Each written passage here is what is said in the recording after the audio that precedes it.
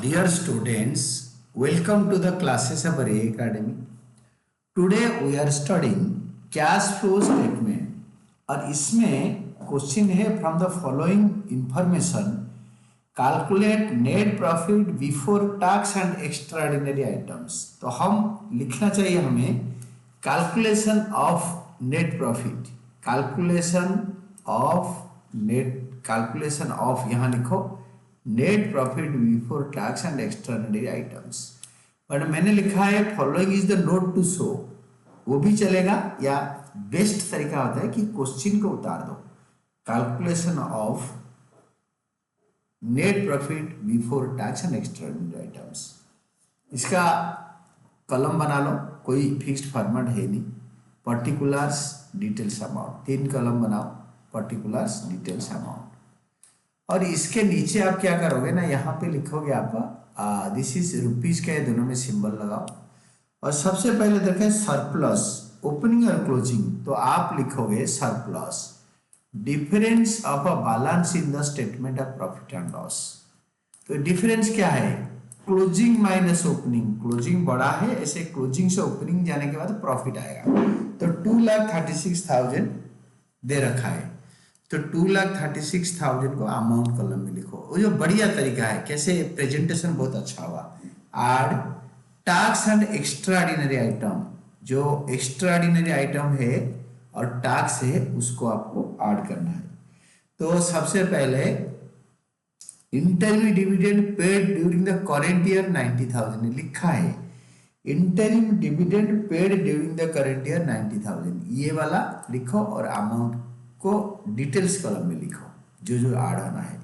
Next is transfer to reserve, transfer to reserve ये भी आपको डिटेल्स कॉलम में लिखना है। Then loss due to earthquake 2 lakh, ये बड़े इंटरेस्टिंग चीज है।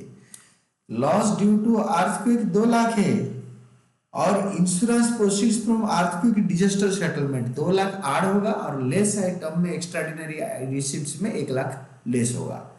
तो अर्थक्वेक में लॉस 2 लाख आपको ऐड करना है। देन प्रोविजन पर tax made during the current year, question में भी दे रखा है प्रोविजन पर tax made during the current year 1,50,000। एक मेजर प्रॉब्लम है यहाँ पे, देखो ध्यान देना है आपको हमेशा, जो कि आपको आगे प्रॉब्लम करेगा। Proposed dividend for the current year, इसी साल का प्रपोज्ड डिविडेंड, वो तो करेंट लायबिलिटी है। इसी साल का प्रपोज डिविडेंड हमने प्रपोज किया है, नेक्स्ट ईयर पे करेंगे, तो वो आएगा नहीं यहाँ पे। लास्ट ईयर का प्रपोज डिविडेंड इधर आएगा ऐड एक्स्ट्राऑर्डिनरी आइटम में, तो करेंट ईयर का प्रपोज डिविडेंड नहीं आएगा। तो इसको ऐड करके ये फाइनल कॉलम में लिखो और ये दोनों को ऐड करके, क्योंकि ये ऐड आइटम है, इसको ऐड करके आप यहाँ लिखो। इसका कोई नाम नहीं देना, इसका कोई नाम मत दो।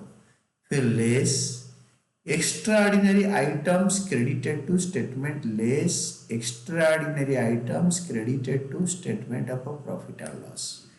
2 चीजें होता है, एक होता है रिफंड ऑफ टैक्स 3,000, दूसरा होता है insurance proceeds from earthquake disaster settlement. Insurance proceeds from earthquake disaster settlement 1 lakh. तो इंश्योरेंस में हमारा अर्थक्वेक में लॉस हो गया 2 लाख, हमें 1 लाख मिला।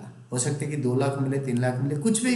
कभी कभार लॉस से ज्यादा तो कोई देता नहीं, अगर मिला है तो व्हाटएवर पैसे मिला है उसको लेस करना है, ये एक्स्ट्राऑर्डिनरी रिसीट से।